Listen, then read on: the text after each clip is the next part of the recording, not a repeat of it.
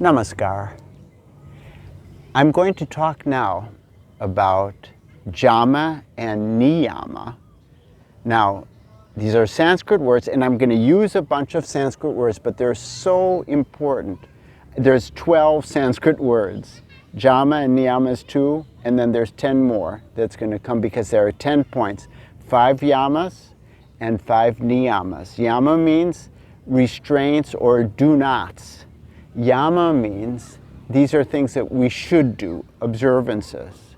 So let's talk about each of them one by one. They're so super important. And why is it important? These two points, Yama and Niyama, they are the first 2 limbs of the 8-limbed yoga called Ashtanga yoga. Because morality, ethics you can say, is the base of a balanced mind. If we act in a way which makes us disturbed mentally, then it is going against our internal conscience. The whole thing is how to follow the conscience.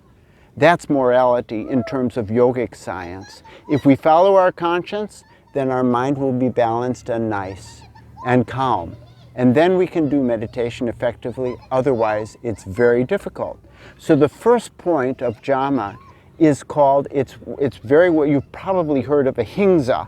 It became popularized, for example, in India with Mahatma Gandhi doing non-violent demonstrations to completely bring the British down.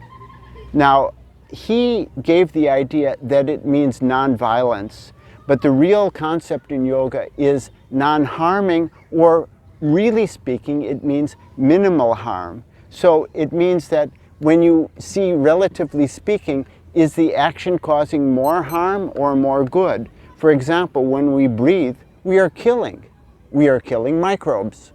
But our own life and the life of an animal or a plant is more important than the microbes. So even though violence is there, it is following Ahimsa. It is following non-harming. If a thief attacks your family and you defend and you attack the thief and you harm him, or even worse, it is still an act of Ahimsa. If a parent speaks with their child and has to use some strong words in order so the child will learn a lesson, even though it hurts the feelings of the child, and the parent might feel pain while doing it, but if it really helps the child, and that's crucial, that it shouldn't hurt the child, then those little bit hard words might have been good. They might have been following Ahimsa. So I will ask you, with most of these, I'll ask you some question and for you to think about, and it can be discussed in the group meditation. So for example, is it Hingza or Ahimsa? Hingza means harming. Is it Hingza or Ahimsa to have a habit of eating meat? Is it Hingza or Ahimsa, this is a more difficult one, to allow for abortion? Now we'll go to the next point. And the next point is Satya. Now Satya is usually defined as being truthful, but the real definition in yoga is not truthfulness. It means to have a good intention, means benevolence in your speaking and in your writing. So what cases that, almost all the cases it is truthfulness, but sometimes it may not be. Just for example, let's say a villain is coming and running and saying, "Where did she go? And you don't know the villain, and you say, "She went that way," whereas actually you're hiding her right behind you. So you're breaking truthfulness, but you're speaking according to Satya. Another example, maybe somebody's grandmother has died, and you just got the news by telegram, and that somebody is having their lunch. And they say, "Oh, you've just come from my grandmother's place. How is she?" If you say, "Well, she died," the person may have such a shock that they themselves become sick in the process. So you may say, "Well, her health is not so good," and slowly you break it to him over a period of minutes or hours or even days. This is Satya.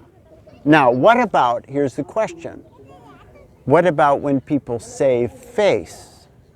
They tell a lie in order that others will not get a bad impression of them.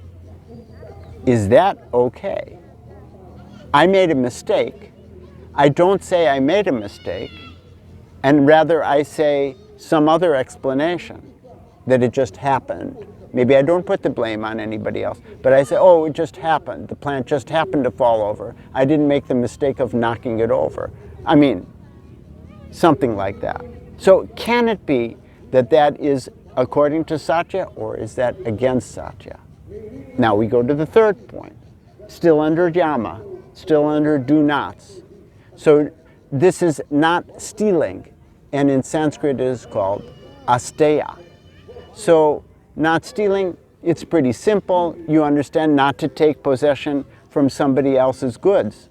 But there are exceptions, and these exceptions are in accordance with Asteya, because it is a spirit of not stealing, means it's a spirit of good intention. It is following your conscience.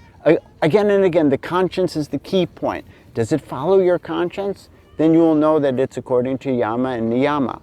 So, example, if we go in a train and we got there late and we didn't have the chance to buy the ticket and nobody asks us for the ticket. So according to Asteya, when we get out of the train, it's better we go to the train ticket office and buy a ticket, rip it up and throw it away, so that you have not taken advantage of you haven't stolen from the train company by omission, essentially. Or you buy something and somebody gives you change, and the change is too much. Even a bank does it. And is it a loss if the bank loses money? Yes, it is against Asteya, and your conscience will bite you if you keep that extra change. So if we see it, we tell the people are very happy. You've been in this situation many times that you paid too much, you didn't know it, and when somebody gave you the change back because you made a mistake, you were so impressed and happy, and it was good for you and good for the person because they were following morality. Now what if we just think to steal? This is a question. What if we think to steal, but we don't steal? Is that okay? Think about it and talk about these questions later. The fourth point is Aparigraha. Aparigraha means not to indulge in luxuries. Now this is a very relative thing. I mean, if somebody has many cars, many houses, many expensive clothes. I remember Imelda Marcos had 3,000 pairs of shoes. Obviously, she's violating Aparigraha. But if the middle class in this country, if everybody in the middle class has 1 or 2 cars, and we also have 1 or 2 cars, it is according to Aparigraha. It may be if you need them. If you only need 1 car, definitely shouldn't have 2 cars. But according to need, and if there's really need, if it's a big family and we have 3 cars, and that is not seen by others as being a luxury, then it is according to Aparigraha. So everything is relative. Now, what about if the middle class, all the middle class in a very poor country, they only have a bicycle? Is it okay that somebody who's following Aparigraha has a car? I should say, in what circumstances would it be right, would it be following Aparigraha that somebody has a car in a country of mostly bicycles? And the last point of Yama is called Brahmacharya. Now Brahma refers to the infinite consciousness. So the infinite consciousness, charya. Charya means to act, to do. So if you're acting according to the feeling of the divine, the cosmic, the infinite being, or God, then it is according to Brahmacharya. Now, if you feel that everything is divine and you act in that feeling, you're surely following Brahmacharya. If you feel that the person that you're serving or that you're relating to is a divine entity, you're going to act according to Brahmacharya.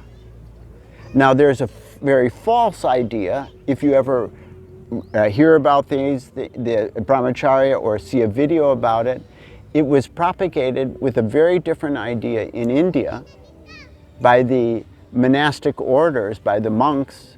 They gave the idea that it meant celibacy because they wanted people, to hold them in high esteem. And the family people who could not maintain celibacy, they said, oh, you're not following Brahmacharya. But that has nothing to do with Brahmacharya, and it's a whole different subject which I don't want to get into right now. But celibacy has nothing to do with Brahmacharya.